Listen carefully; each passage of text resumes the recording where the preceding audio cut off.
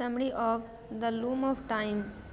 The Loom of Time, उनकी A Selection of His Works, प्राचीन भारत के महानतम साहित्यकारों में से एक कालिदास की काव्य प्रतिभा को दर्शाता है। चंद्रराजन द्वारा अनुवादित यह संकलन आधुनिक पाठकों को प्रेम, प्रकृति, मानव भावनाओं और समय बीतने की कालिदास की उत्कृष्ट खोज तक पहुँच प्रदान करता है। शीर्षक रूपक रूप से जीवन की परस्पर संबद्धता और समय द्वारा बुने गए शाश्वत पैटर्न का प्रतिनिधित्व करता है, जो कि कालिदास की रचनाओं में गहराई से प्रतिध्वनित होते हैं। संग्रह में कालिदास की मौलिक रचनाओं के अंश शामिल हैं, जैसे पहला है अभिज्ञान शकुंतलम। यह नाटक दिव्य सौंदर्य की युवती शकुंतला और राजा दुष्यंत के साथ उनके प्रेम संबंध की हृदय स्पर्शी कहानी बताता है।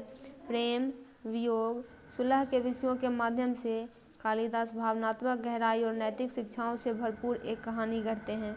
दूसरा है मेघदूत यानी बादल संदेशवाहक।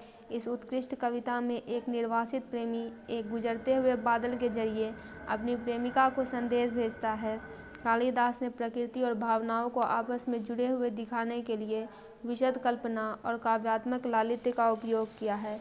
फिर है रघुवंश यानी रघु का राजवंश। यह महाकाव्य पौराणिक रघु की वंश की वंशावली का पता लगाता है, जो इसके राजाओं के वीरतापूर्ण कार्यों और पुण्य जीवन का जश्न मनाता है।